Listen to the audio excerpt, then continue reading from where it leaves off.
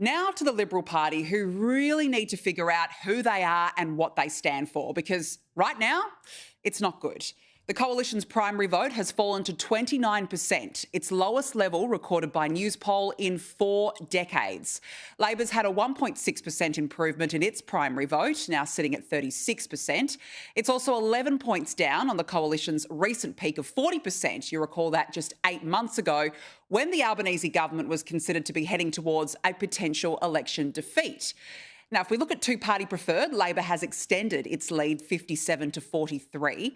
And who would make the better Prime Minister? Anthony Albanese at 52%, Susan Lee at 32%. And look, obviously, Susan Lee is in the job now, and today she said she's determined to serve the party the best she can. We won't be judged by the headlines of the day. What we will be judged by is what we offer the Australian people at the next election. And Australians deserve the strongest possible opposition. Now, Mr Albanese is giving interviews and he's suggesting that we should just get out of the way. Well, we won't be getting out of the way. Our job is to represent the millions of Australians who voted for us, but also the millions who maybe didn't, but still expect us to be the strongest, best opposition that we can be and we will be. But this is just the thing. I mean, she speaks there about being judged by what they offer the Australian people. But what are you offering? And what do you stand for? Because all the Liberal Party has done for more than 2 months is talk about themselves. They've bickered about gender quotas and pre-selection, none of which are helping the cost of living crisis, none of which are helping energy policy, none of which are helping to improve the lives of you at home. And also by focusing on themselves, Anthony Albanese has run riot on the domestic and world stage. Now, the problem for the Liberals here, in my view, are the moderates. Moderates cannot win government. And look, I'll say this, the next election is, of course, still 3 years away. There is still a lot of time.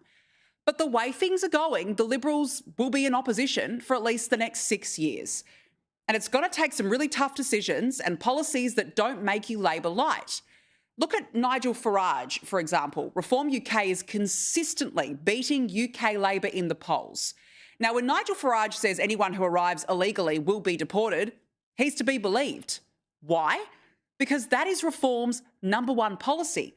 Nigel Farage has been talking about immigration for years, and he says it without fear or favour, despite being called a racist. I was in a taxi in London a month ago and the driver told me he hates Farage because he's a bigot and a racist. Well, Farage couldn't care less. He's sticking to his policy.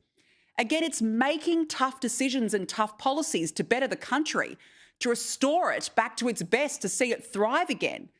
Yet Susan Lee wants to put policy to a Liberal working group. Our policy development process will be iterative and continuous. It will evolve throughout the term in response to internal and external feedback, emerging issues and ongoing engagement with the community. And again, what does this mean for policy?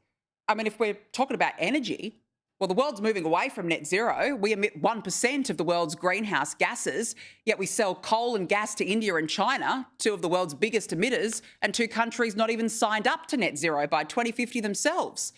As for nuclear, a key policy of the Coalition until it was swept under the rug in the dying days of the election campaign, is that still on the agenda? Our power bills are through the roof. There are no plans to keep the lights on under this renewables-only fantasy. And the Liberals need to take time via a working group process. What about immigration? We've got Big Australia getting bigger. I mean, if current trends continue, net permanent and long-term arrivals could reach almost 600,000 by December alone. The Liberals aren't even fired up about this. And perhaps this is why there's been a drift on the right to Pauline Hanson's One Nation, which has gained 1.6 percentage points to 8% in the latest Newspoll. In fact, some of the Coalition's voters even transferred to the Labor column. What is the purpose of the Liberal Party in 2025? Because I do not think they know right now, and it's showing in the polls.